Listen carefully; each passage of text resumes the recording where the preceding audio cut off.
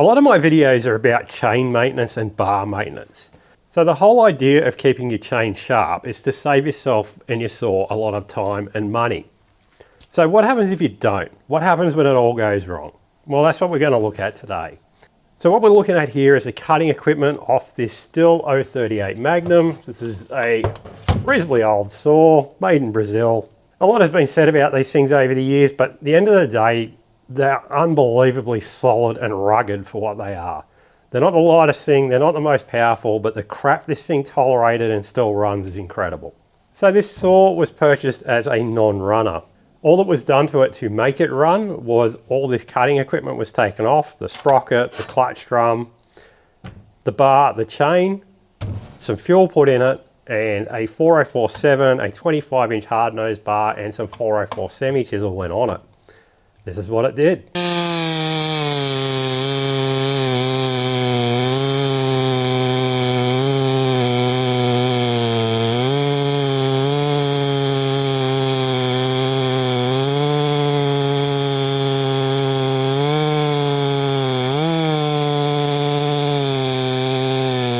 So it wasn't great, it wasn't actually fixed by any means, but it worked. I might throw up some photos of the inside of it when it all come apart. I was absolutely stunned that it would run with an air cleaner that looked like that. So let's have a look at all their cutting equipment and see what they've done. I'll try and get you guys in close on a few bits and pieces, but I can't guarantee anything. So the first real issue you should be able to notice, depending on how I can get the lighting to work in here, is this nose. The nose sprocket on this bar has failed. The reason it's failed is relatively obvious. They've continued trying to cut with a chain that wouldn't cut. I'm guessing the chain would have just kept stretching because this thing is over length by a long shot.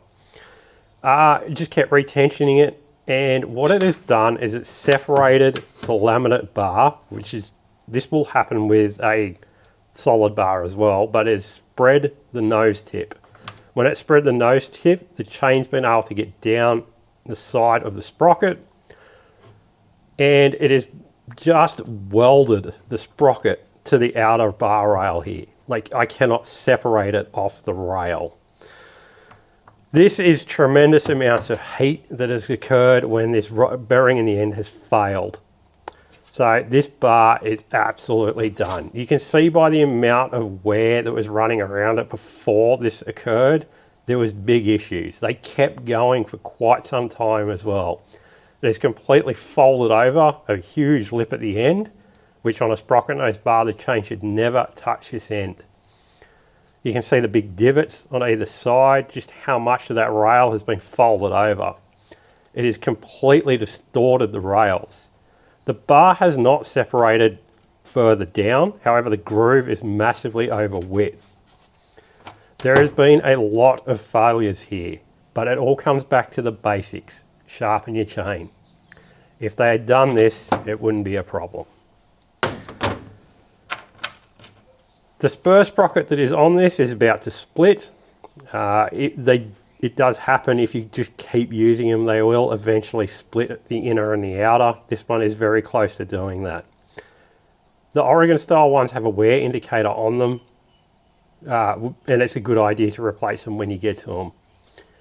That's, yeah, absolute junk. The old 038's run a very big needle bearing in it. This one's, it's not too bad. It's had a lot of heat go through it, but I mean, I wouldn't reuse it, but it happens.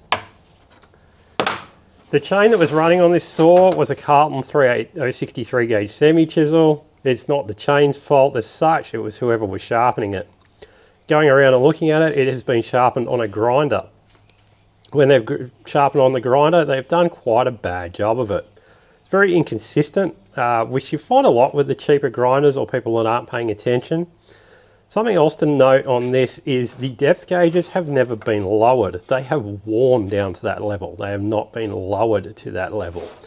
There are a few places on the chain where you can see where they've hit the depth gauge on the way through with the grinder. I'll try and get a photo of an example of that. And where that's occurred, they have gone through and just taken that back edge off the depth gauge. It's quite common to see this. It is really, really common. This is how the majority of saws die.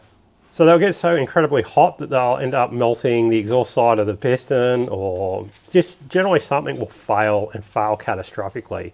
With any of the clamshell saws, like the old 310 in the background there, it's very common to find them that have leaking crank seals, and 95% of the time they're on the clutch side. It's where all the heat is. And all the excessive heat gets pushed through that side due to running a dull chain. The idea of learning to sharpen will not only make your cutting a lot more efficient, it saves you so much money because you're not tearing stuff up. So there's nothing too exciting in this video. It's not very long. I'm not teaching you much. But just whatever happens, pay attention to your equipment. When it stops cutting, when it won't cut, stop. If you can sharpen it when it starts falling off, or at least before it completely stops being able to cut, you'll save yourself a lot of money over the time. Your saw will live longer, your bars will live longer, your chains will live longer. It'll save you a lot of money. But yeah, not a lot in this one, just showing what I'm seeing in the day-to-day world around these things. So I'll throw a bit of video on the end here of this old 038 pulling 404. Doesn't seem like the greatest combination, but it also doesn't seem to care. These things really were from the era when they built things to last. It mightn't be the lightest, it's not the fastest cutting thing, but it'll do it just day after day.